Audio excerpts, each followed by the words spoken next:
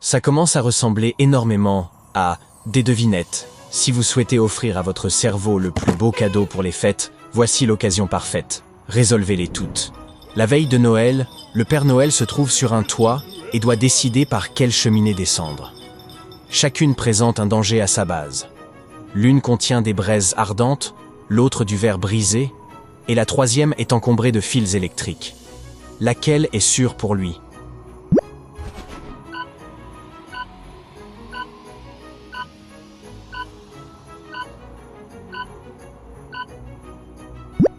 Descendre par la première ou la deuxième cheminée serait extrêmement risqué. La cheminée C a des fils qui pendouillent, mais aucun signe d'électricité et la journée est froide et sèche. Le Père Noël peut simplement déplacer les fils avec précaution. 3 lutins frappent à une porte, affirmant vouloir livrer des cadeaux et chanter des chants de Noël. La famille enthousiaste les laisse entrer, mais l'un n'est pas un véritable assistant du Père Noël. Il fait semblant et prévoit de cambrioler la maison. Lequel est l'imposteur ?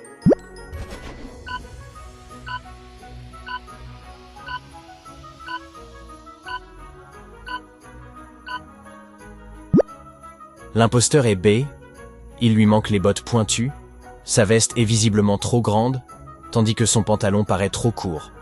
Ce costume n'est clairement pas le sien. Une femme se rend à la foire pour choisir le sapin de Noël parfait. 2 arbres semblent également beaux et coûtent le même prix. Un autre acheteur l'avertit cependant que l'un a été saboté et se brisera bientôt. Quel est l'arbre à éviter ?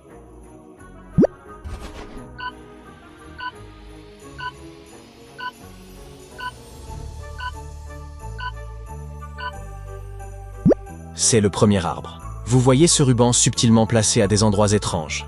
L'arbre a été endommagé et ne durera pas. Un fil métallique pointu en dépasse, rendant l'ensemble étrange et potentiellement dangereux. Dans la rue, un homme vend des billets pour un concert de chant de Noël. Il explique que sa copine ne l'a pas accompagné et propose de les céder à moitié prix, 40 € au lieu de 80. Est-ce une bonne affaire ?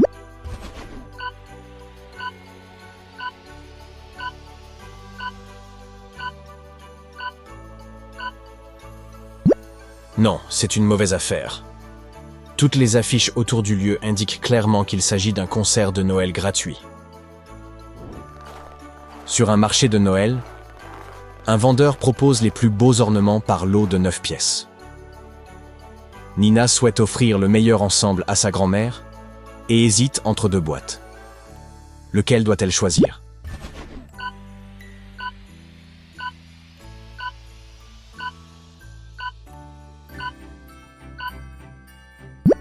Bien qu'ils paraissent presque identiques, elle devrait prendre l'ensemble de gauche. En regardant attentivement, on remarque que 2 ornements du second lot ont été recollés après une cassure. Nick a dit à sa femme qu'il ne serait pas à la maison pour Noël car il avait un voyage d'affaires en France. À son retour, il lui apporte un sac entier de friandises. Mais l'une d'elles la met réellement en colère. Laquelle ?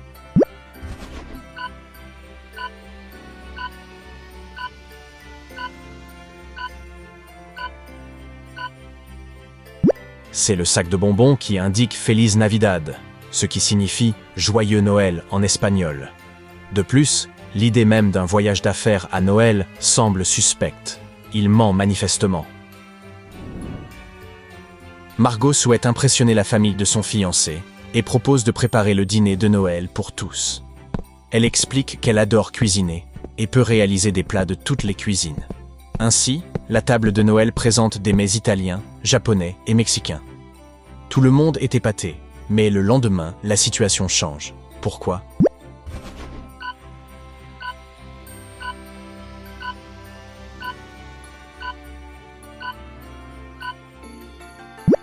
La future belle-mère de Margot découvre dans la cuisine les boîtes vides de 3 restaurants.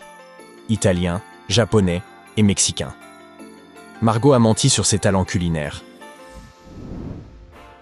Au concours du meilleur Père Noël, le gagnant doit recevoir 1 000 €.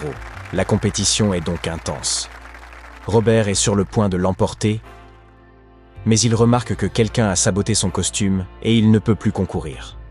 Cela s'est produit dans le vestiaire, c'est donc forcément l'un de ses concurrents. Qui est responsable?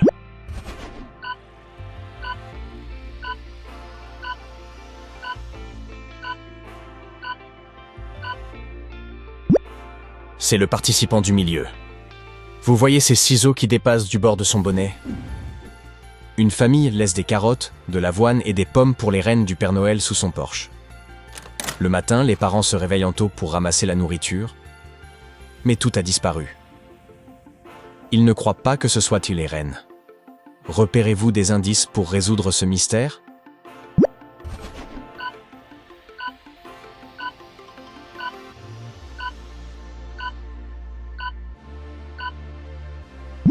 Un raton laveur se cache dans les buissons et un autre derrière la voiture. Ils ont manifestement profité d'un excellent petit déjeuner de fête. Pendant que tout le monde achète des cadeaux dans la bijouterie, quelqu'un profite de l'esprit de Noël pour voler une montre en platine très coûteuse à l'un des clients. Les portes sont bloquées, le voleur est donc à l'intérieur. Pouvez-vous l'identifier?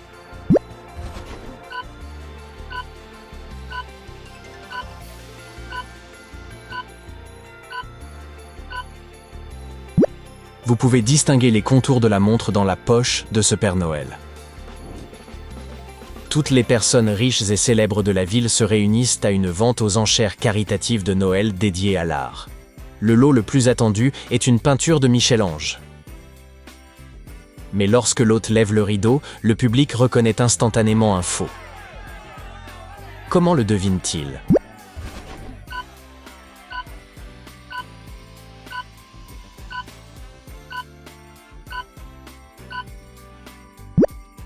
Michel-Ange n'a certainement pas peint dans ce style, et n'aurait jamais signé l'année 1967 dans un coin. Il a vécu plusieurs siècles avant cela. Cindy et Mindy sont sœurs et se disputent toujours pour tout. Chaque année, leurs parents préparent de très beaux cadeaux de Noël. À l'ouverture, Mindy se met dans une colère noire en découvrant un bracelet en plastique, tandis que sa sœur reçoit 2 bracelets en or. Pourquoi ces cadeaux si surprenants?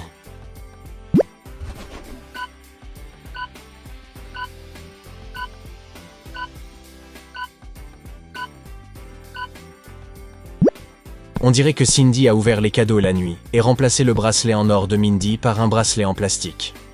L'un des bracelets porte la lettre C, l'autre la lettre M. Alors que toute la famille s'amuse dans le salon et échange des histoires, quelqu'un casse le vase préféré de grand-mère dans le couloir. Il y a 2 suspects, le livreur de pizza et le pianiste invité qui s'apprêtait à partir. Pouvez-vous deviner qui est le coupable?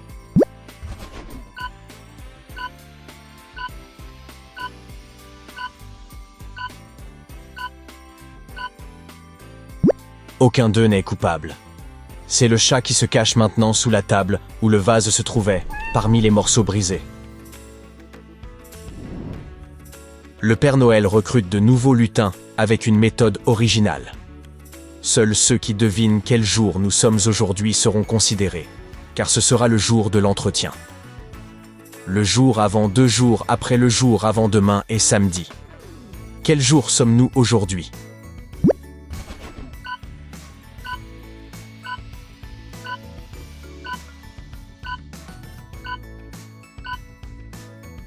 Vendredi.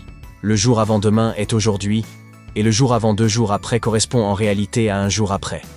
Si un jour après aujourd'hui est samedi, alors aujourd'hui doit être vendredi. Clara est artiste et crée de magnifiques statues avec n'importe quel matériau. Cette fois, elle compose une famille entière en neige. Mais le lendemain, tout ce qu'elle voit dans son jardin, ce sont des carottes et des seaux. Qui a ruiné sa composition?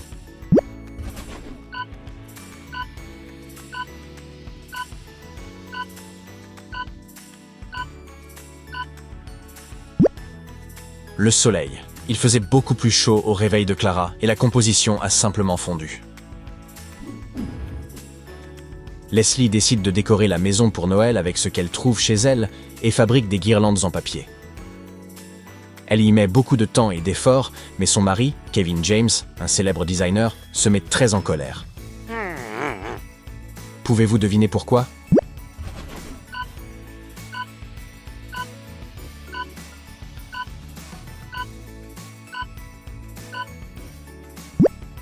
On dirait qu'elle a utilisé les designs de son mari pour créer ces guirlandes.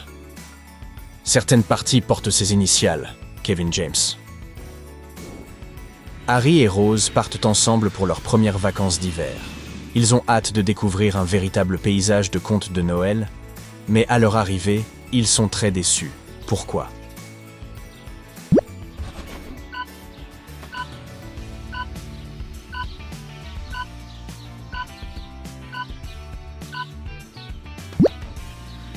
Ils sont arrivés au Cap, et comme c'est dans l'hémisphère sud, décembre correspond à notre mois de juin. Il n'y a aucune neige. Votre logique est impressionnante, mais qu'en est-il de votre capacité à remarquer les moindres détails? Essayez de trouver cette différence entre ces deux images.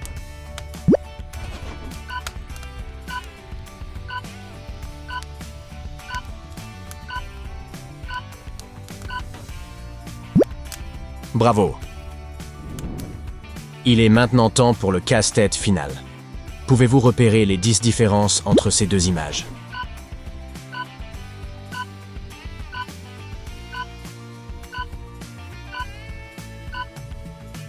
Bien joué. Alors, laquelle de ces devinettes de vacances vous a paru la plus difficile? Faites-le savoir au Père Noël dans une lettre. Je plaisante. Vous pouvez simplement l'écrire dans les commentaires ci-dessous.